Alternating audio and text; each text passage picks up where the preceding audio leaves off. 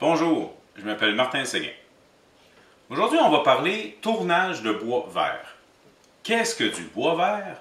Eh bien, c'est du bois vert, puis il n'est pas vert. C'est du bois qui a été coupé, je dirais probablement dans les derniers 6 mois. Ou en fait, sans donner de laps de temps, parce que ça peut différencier d'une grosseur à l'autre ou d'un type de bois à l'autre. C'est un bois qui n'est pas encore sec. C'est un bois fraîchement coupé, je dirais, qui est probablement encore imbibé de sève. Ce qu'on fait dans ce temps-là, c'est que si on laisse sécher le bois, il risque de fendre, d'avoir plein de craques dedans. Donc, on a beaucoup de pertes. Le but est de ralentir le séchage de notre bois. On pourrait le badigeonner avec un produit comme du End Log Sealer, un mélange de paraffine, je ne connais pas trop la recette, ou encore de la peinture. Par l'écorce, il va toujours sécher lentement, mais par les extrémités coupées, ça va sécher rapidement. Si on peut pas, en fait, l'idéal, c'est de tout de suite tourner une ébauche. Chose que je vais vous montrer.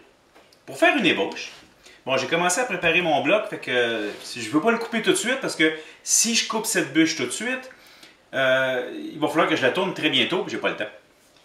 Donc, la journée même, idéalement, qu'on est prêt à tourner notre bois vert, on peut couper et éliminer ce qui serait fendu s'il y a fente.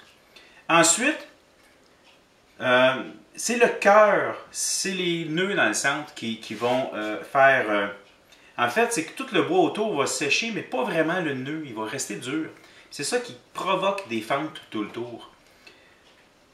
Chose que moi je suggère, c'est qu'on refend notre bûche en deux. Peu importe la méthode, j'utilise ma scie à ruban. Et on se ramasse avec une bûche, la moitié.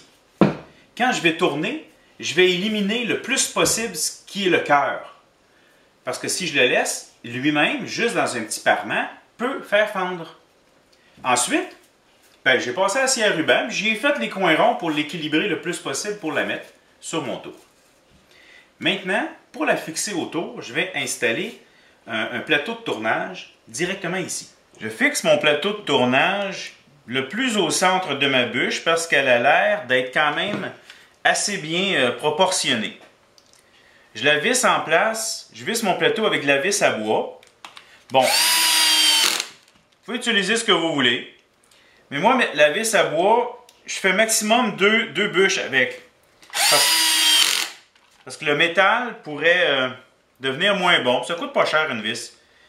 Et à force d'enlever et de remettre, c'est de la vis qui est moins solide. Puis j'aurais peur qu'elle tienne pas bien la bûche. Pour mettre le bol rond, on utilise la gouge à dégrossir. Suggestion, approchez la poupée mobile, ça va permettre d'être plus stable. On y va avec la gouge à dégrossir.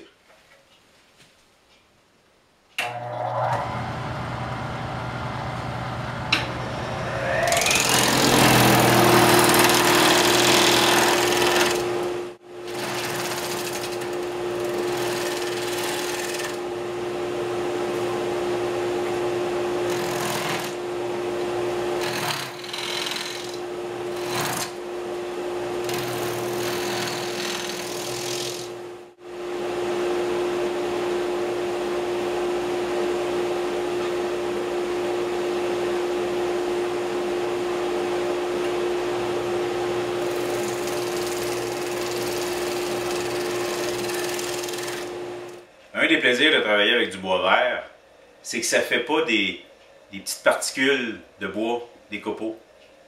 Ça fait des filaments qui se tiennent. Puis quand je vais creuser, ça va être encore plus le fun, justement parce que les filaments sont encore plus prédominants. Vous pouvez remarquer que je travaille avec des gants au niveau du bois vert. Une des raisons, c'est que surtout lorsque je vais attaquer l'écorce comme ça, il y a des fortes chances que ça parte en galette. Puis je ne veux pas me faire mal pour rien.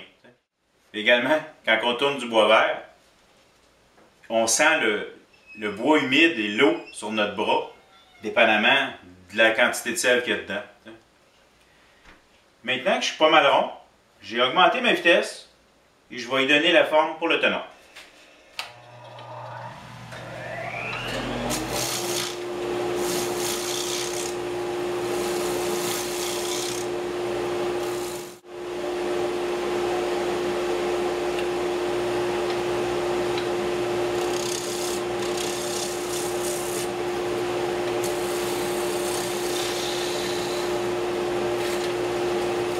de tournage, il faut s'assurer de ne plus avoir d'écorce ou d'aubier.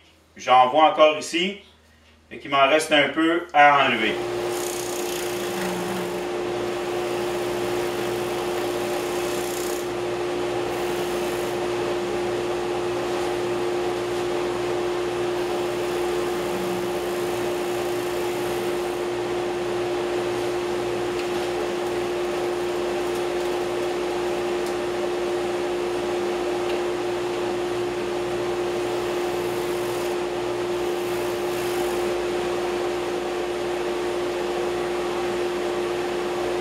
Maintenant qu'il y a une belle forme, avec le petit tenon en dessous, on enlève le plateau. À ce moment-ci de mon processus, souvent, je nettoie tout autour et le plancher. Je déteste ça, marcher sur les copeaux. Il me semble que mes pieds ne sont pas droits et c'est pas bien. Maintenant, je refixe ça dans le mandrin. Et quand on fixe ça dans le mandrin, bien, on a une surface plate autour de notre tenon, au fond. Donc, il faut venir s'accoter comme il faut dessus. Bien accoté au fond. Puis un truc pour le garder là, le temps que vous serrez, venez porter la poupée mobile dessus. Elle va mettre une pression et on est sûr qu'il reste au fond. Pendant ce temps-là, on serre le mandrin.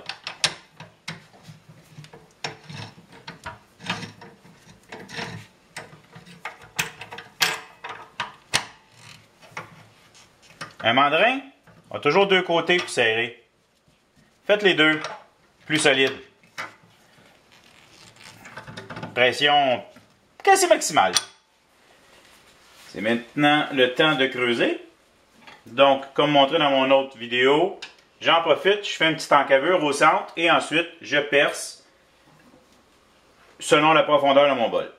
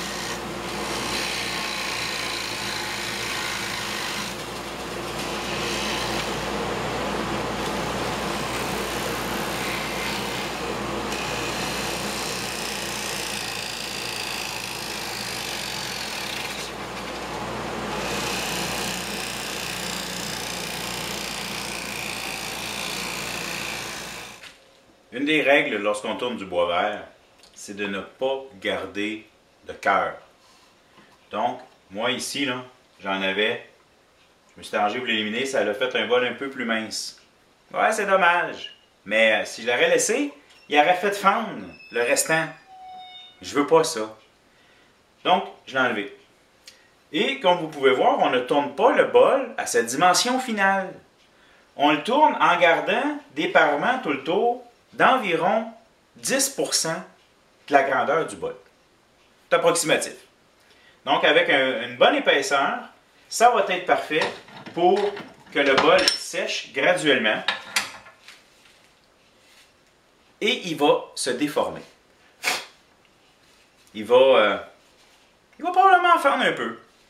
Pas en profondeur. Il va se déformer, il pourrait devenir ovale. Mais en fait, tout ça est directement relié au séchage. Maintenant, il faut qu'il sèche lentement. Plusieurs techniques. On peut le badigeonner dans un des produits que j'ai parlé tantôt, comme du N-Log Sealer. Ça devrait le ralentir parce que ça va le sceller.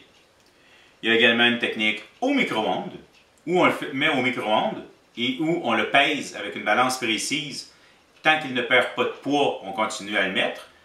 Du genre 2 minutes à tous les 15 minutes parce qu'il ne faut pas qu'il brûle. Bon, ici, c'est de l'érable Negundo. Ça ne fonctionne pas au micro-ondes, je vous le dis tout de suite. Il va fendre. D'autres sortes de bois vont aller mieux. Il y a également la boîte, le technique de la boîte. On le met dans une boîte. Certains la remplissent de copeaux de bois, d'autres non. Apparemment que les deux méthodes fonctionnent. Et moi, j'utilise la technique du sac en plastique.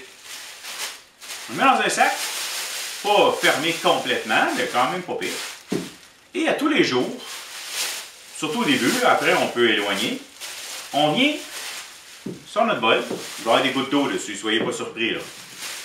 Et on inverse le sac, parce que le sac est tout trempe à l'intérieur. On met de l'autre côté, et voilà, on s'en verra demain. J'ai fait ça pour certains. Voyez, il y a brûlé un petit peu de pourriture qui s'est fait, mais ça paraîtra pas au tournage. Et mon bol est pratiquement sec. Pas encore assez. Je vais le tester là, avec un humidistat pour savoir comment est-ce qu'il est. Et bien voilà, c'était comment tourner du bois vert en ébauche. J'espère que vous avez apprécié. Merci.